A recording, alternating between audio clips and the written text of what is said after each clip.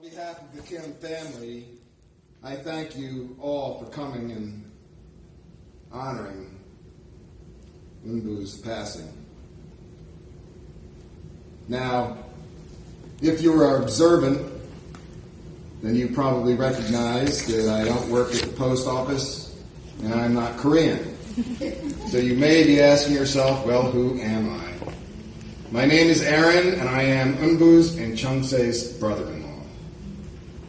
And of course, Ray's uncle. As I was organizing my thoughts for today, I had an odd memory that actually made me chuckle a bit, and I thought I would start by sharing it. It was the introduction to this family, in a way. When my wife and I were newly married, and we were sitting in Chungse's and Unbu's house, I noticed her looking at me with that gaze that stays just a little bit too long. So finally I asked her, I said, "What?" And she said, "You know, you're a little strange." And in her typical kindness, though, added, "But my sister-in-law loves you, so that's okay." She said that along with her distinctive laugh. The typical kindness with which way she did things. The type of laugh that she had, as I think all of you know, was immediately recognized as genuine. Nothing hidden, and would brighten every room. I know that was an odd thought to come to mind, but it did make me smile a bit in reflection, even in this sad time. Unbu stood out in another way that I really appreciated. She honored her family and guests, a word sometimes not used much today. We would come over for dinners and she would set a table perfectly, as if preparing for a black tie event. That's a quiet thing. Maybe some people think not important nowadays, and could have passed unnoticed. But in this act, she demonstrated how much she honored her family and the guests to her house. What a wonderful part of her personality to honor her friends and guests. If you knew Unbu, then you know she had a quick wit, and from my perspective, a strong woman who went about her life quietly, often standing in the background. In fact, when we were looking for pictures for her for this, and we have some great ones back there, we went through hundreds, if not 1,000, to find those pictures. She didn't like getting her picture taken. She often stood in the background, and when she knew you were taking her picture, in general, she had a pained look on her face. She never did adapt that current trend of taking selfies. But we do have some great pictures back there that I hope you can enjoy. Now, I have known this family for over 40 years. I have shared in the ups and the downs, the successes and the challenges, welcoming new life, and being there when those times came to form the words of a final goodbye. In a very real sense, I do not view this family as just in-laws. You are my brothers. You are my sister, my nephews, and my nieces. Bonds formed much deeper than blood. As I am sure you can understand, this time is difficult for all the family, but especially for Unbu's husband and son. In this case, made so much more poignant due to the suddenness as well as the circumstances surrounding this passing.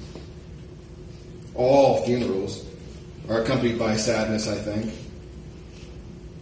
But as you all know, not all of them are tragedies.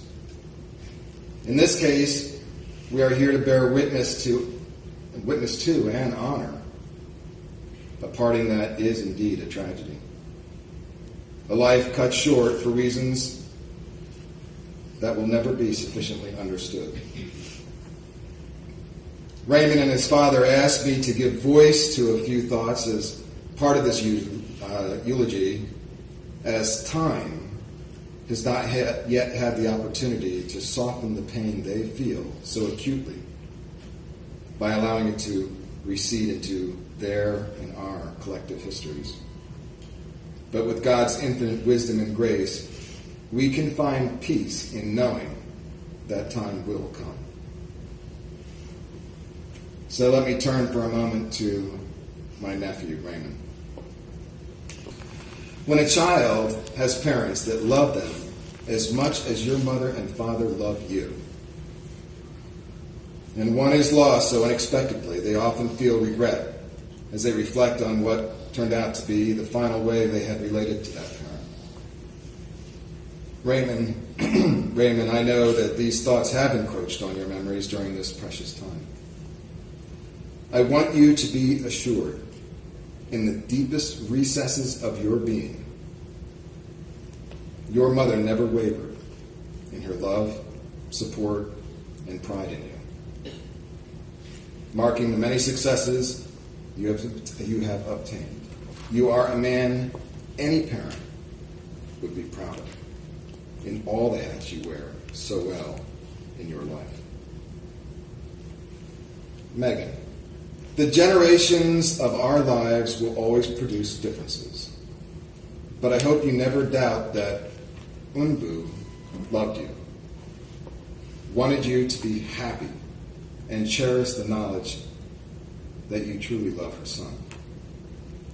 The grandchildren you gave her were and are treasured beyond expressible measure. Every time she shared the latest picture, her face would light up with an inner happiness unsurpassed by any other. I can say with absolute certainty to both of you that your mother, now from the vantage point in God's presence, would not want you to spend one moment of your life in regret.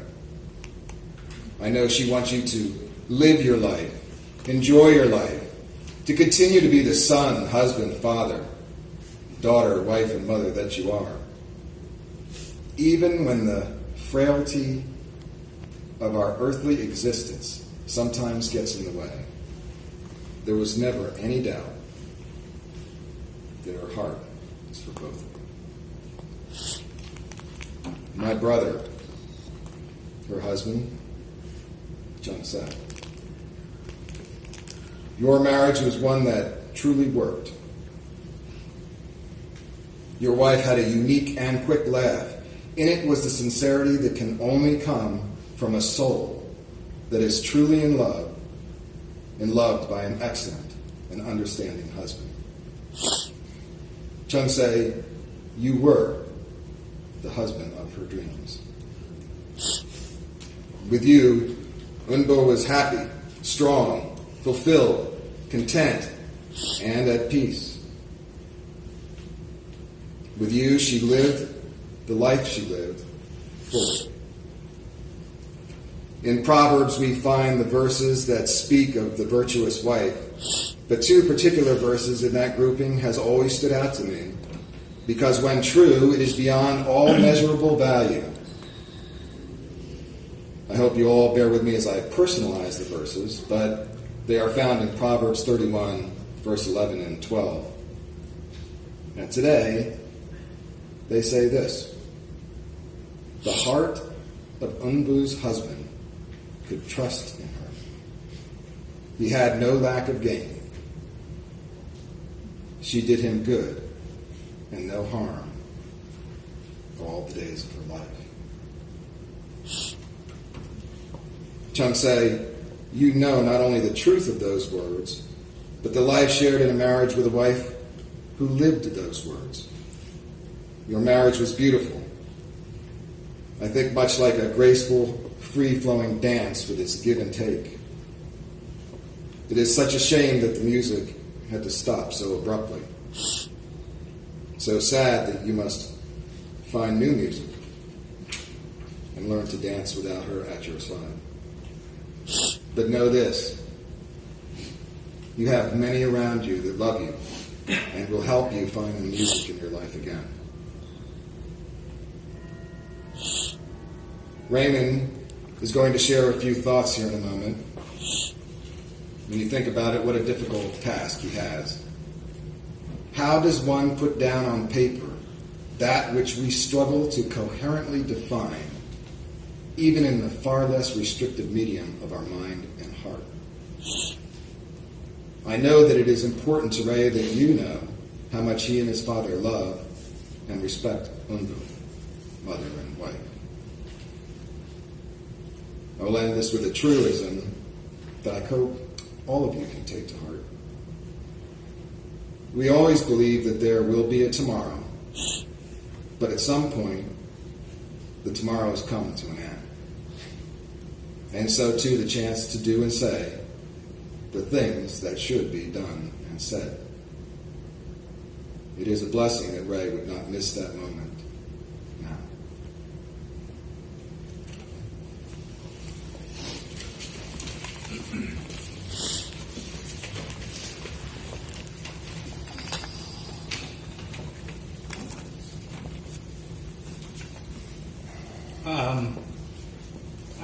I appreciate everyone who was here during our most difficult time.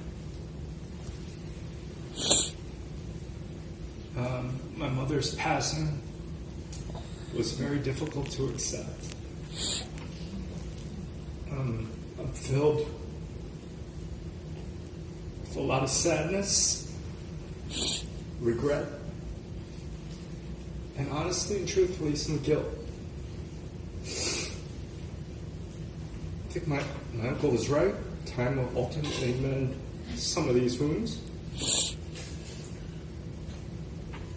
But I know that the process is a long, winding road, and it began this week with all of you. I want to thank Pastor Hamilton for officiating today's service. You held my father at the moment of his need, and there was no one else, and I'm very grateful to you.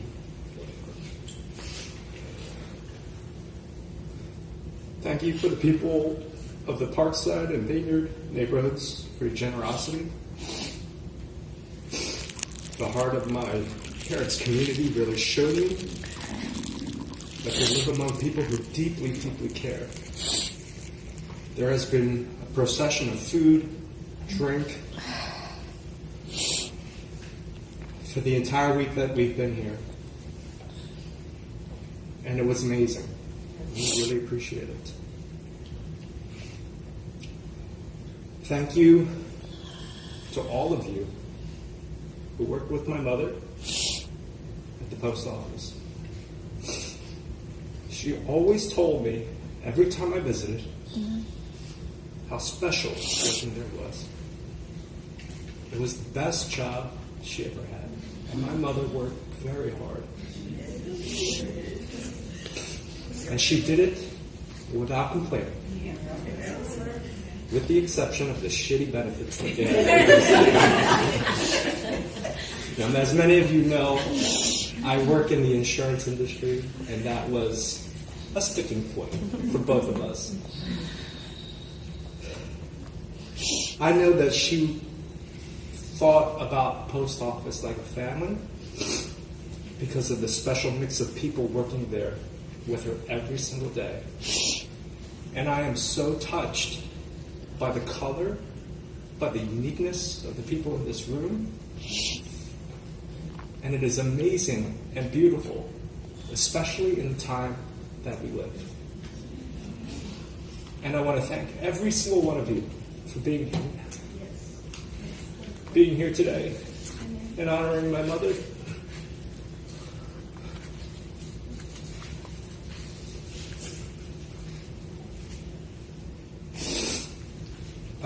We would come once, twice a year, and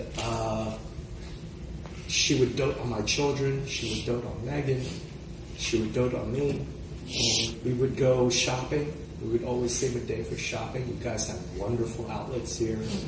You have stores lining up and down 278. And occasionally you'll buy something that just doesn't work out. So we were at Target one summer returning something, she and I. And we were in the return line, and I don't know who it was, I apologize, but somebody from the post office saw my mother. And she spoke with her, and they were speaking some language I didn't know, some post office language that I would never understand. But they would laugh together. And then we all went our separate ways. My mother went shopping. I sat in the line in the returns, waiting for my turn, which seemed endless, quite honestly.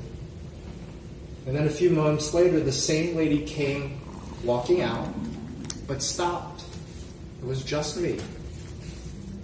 And she wanted to tell me how special my mother was and how much she made her laugh. I didn't think of anything about it at the time, because it just didn't hit me until today.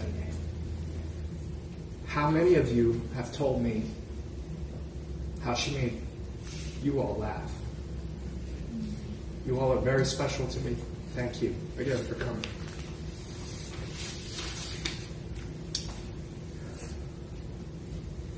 I'm keeping this one short because I can't talk without getting so emotional, but don't let the shortness of it speak to how much my family and my friend mean to me.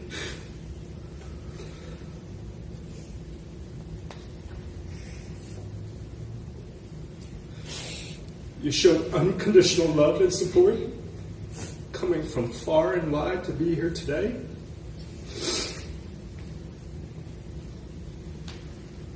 No words can describe how much our family coming to our side means to us.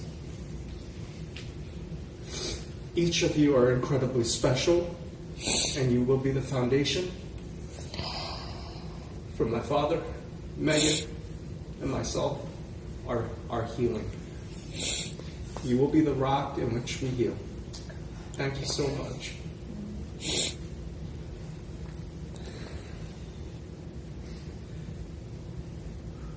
To my beautiful wife, Megan,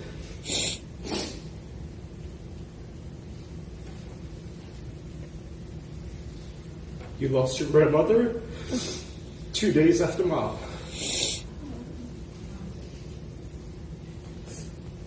You missed her funeral to be with me and Dad.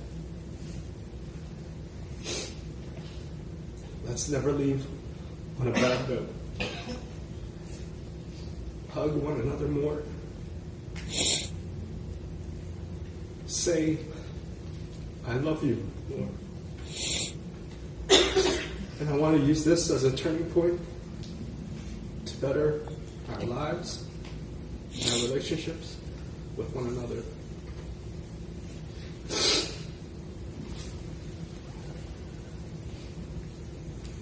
To my father, to Dad, to Papa, I love you. My whole entire life, I admired you for your reserved nature and your measured approach to every single situation. You balanced Mom in every single way. And I promise that I will be there for you for the rest of my life.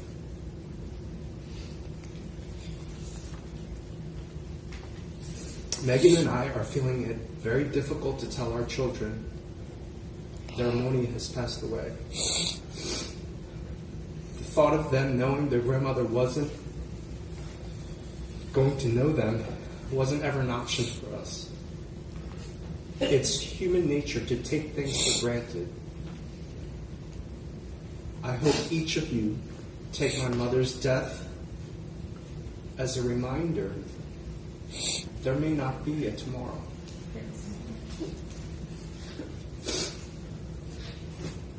Let the lasting memory of the ones you love be positive.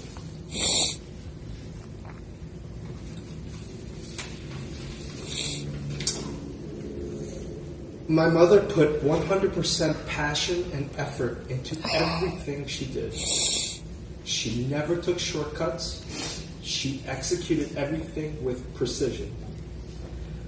She always carried herself confidently, and it allowed her to have an incredibly sharp sense of humor without offending anybody.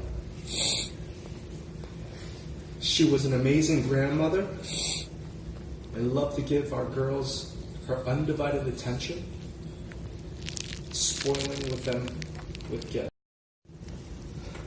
But the quality that truly captures my mother was her laugh. It was infectious and her most memorable quality. It's the kind of laugh that comes from the depth of her belly. It rose to some crescendo, only to be held back by her own hand.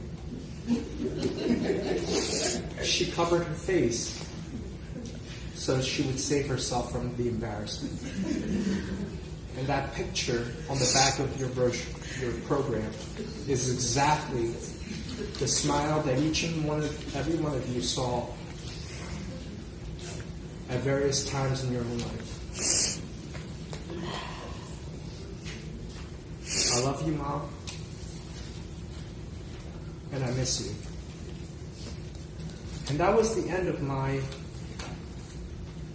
words, but I did,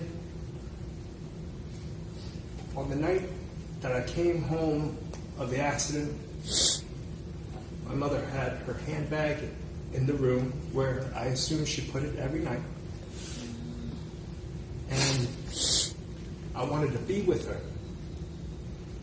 So I went into her bag and I found this.